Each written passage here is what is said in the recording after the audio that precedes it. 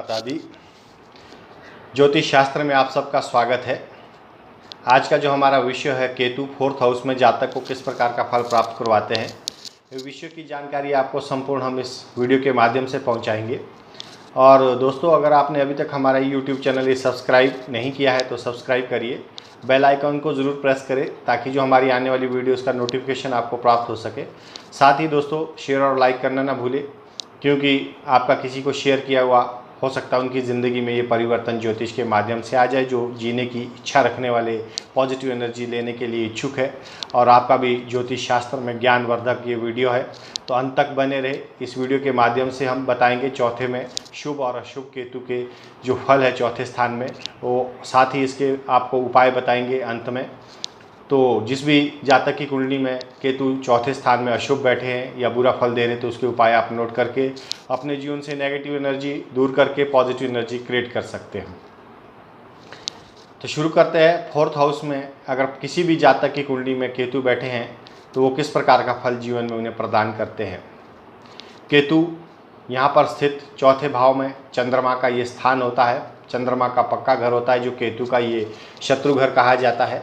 तो यहाँ पर स्थित अगर केतु 4th भाव में शुभ है तो ऐसा जातक भगवान से डरने वाला होता है, अपने पिता तथा गुरु के लिए एक भाग्यशाली और अच्छा फल उनको प्राप्त करवाता है। ऐसे जातक को गुरु के आशीर्वाद से ही, मतलब गुरु के आशीर्वाद के बाद ही जातक को पुत्र की प्राप्ति होती है, पुत्र दीर्घायु होगा। ऐसे जातक अपने सभी निर्णय को भगवान पर छोड़ देता है, और यदि चंद्रमा 3रे और 4थे में शुभ हो तो परिणाम शुभ ही मिलते हैं। ऐसा जातक एक अच्छा सलाहकार भी हो सकता है, और उनके कभी भी पैसे की कमी जीवन काल में होती नहीं है। वो हमेशा तरक्की करता चला जाता है, और जीवन काल में सभी तरह के सुख उसको जीवन में प्राप्त होते हैं। लेकिन अगर यही केतु अशुभ अवस्था में आ जाते हैं तो यहाँ पर स्थित जातक को उसके दुष्परिणाम मिलते हैं, बुरे प्रभाव मिलते हैं।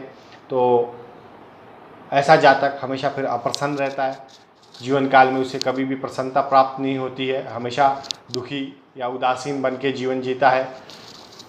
साथ ही उसकी माँ को कष्ट होता है। जिस भी जातक की कुंडली में चौथे भाव में केतु बैठे हो और खुशियाँ कम होती हैं, और जातक को मधुमेह रोग भी होगा, उससे भी पीड़ित हो सकता है।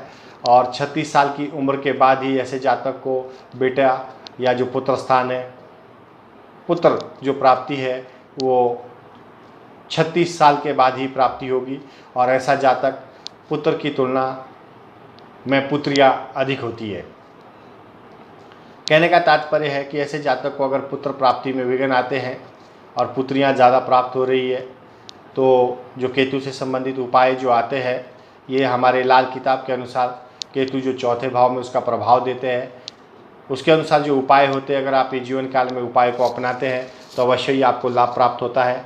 और आप देखेंगे कि आपके जीवन में जो केतु के माध्यम से अप्रसन्नता है, आप मतलब उदासीन रहते हैं, या रुपये पैसे में प्रॉब्लम आ रही है, माँ का स्वास्थ्य अच्छा नहीं है, तो डेफिनेटली अगर ये उपाय करेंगे और पुत्र से संबंधित कोई दिक्कतें आ रही है तो आपके उपाय के माध्यम से सारी चीज़ें सॉल्व हो जाएंगी, और यहाँ पर स्थित केतु आपको अच्छा फल प्राप्त करवाएंगे। तो ऐसे जातक को चौथे भाव में बैठा जिन भी जातक की कुंडली में ये केतु है, वो उपाय नोट करके अपने जीवन में परिवर्तन लाए। चौथे भाव में स्थित केतु का तात्पर्य है कि वो एक ऐसा जातक अपने जीवन काल में कुत्ते को ज़रूर पालना चाहिए। अगर कुत्ते को पाल नहीं सकते हैं तो एटलीस्ट बाहर जो हमारे सिटी में, गांव में, जो भी शहर में आप जहां भी कस्बे में रहते हो, वहां पे गलियों में कुत्ते तो ज़रूर घूमते हैं। तो आप उन कुत्तों में से कुत्तों की सेवा करिए, और उनको रोटी दीजिए, दूध पिलाइए, बिस्किट दीजिए, डबल ब्रेड दीजिए, जो भी आप कर सकते हैं वो आप कर सकते हैं, तो आपके लिए अच्छा होगा। साथ ही ऐसे जातक को मन की शांति के लिए चांदी की चैन धारण करनी चाहिए, जिस भी जातक की कुंडली में चौथे भाव में केतु विराजमान है। और साथ ही बहते हुए पानी में पीली चीज़ें अगर वो बहा देते हैं, यानी कि बृहस्पति से संबंधित जो चीज़ें होती है, अगर उस चीज़ों का दान बहते हुए पानी में करते हैं, सिर से उतार कर, ये 7 बार सिर से उतारना है और बहते हुए जल में प्रवाह कर देना है। तो ऐसे जातक के लिए ये भी शुभ कारक हो जाएगा। तो दोस्तों, चौथे भाव का जो केतु होता है इस प्रकार का मिश्रित फल जातक को देता है। अगर आप ये उपाय करते हैं तो अवश्य ही आपको जीवन में लाभ प्राप्त होगा और आप अपने जीवन में देखेंगे कि खुशियाँ जो पहले से आपके जीवन में उदासीनता थी या मतलब हमेशा आपका मानसिक विकार बना हुआ रहता था, उसमें बहुत सारी कमी आ जाएंगी। अर्थात आपके जीवन में खुशहाली आएंगी। जो खुशियों में कमी थी वो खुशियाँ बढ़ने लगेंगी। अगर आपके पुत्र संतान से प्राप्ति के लिए कुछ प्रॉब्लम आ रहे थे तो उससे संबंधित अगर आपने उपाय कर लिए तो आपको अवश्य पुत्र स्थान भी, पुत्र की जो प्राप्ति है वो भी अवश्य ही आपको हो जाएगी। तो ऐसे जातक को ये सब बातों का ख्याल रख के अपने जीवन काल में वो तरक्की को कर सकते हैं। तो आशा करता हूँ दोस्तों आपको ये मेरा वीडियो पसंद आया होगा, तो इसे शेयर और लाइक करना ना भूलें। और साथ ही हमारी ये जो सीरीज़ है केतु की प्रथम भाव से लेकर द्वादश भाव तक चलती रहेगी।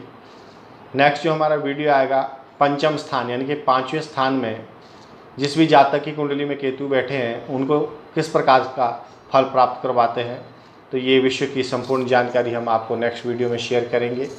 और माता रानी सबको सुखी रखे, घर परिवार में खुशहाली रखे, यही कामना के साथ आज का जो विषय मैं यहीं पे समाप्त करता हूँ। जय माता दी।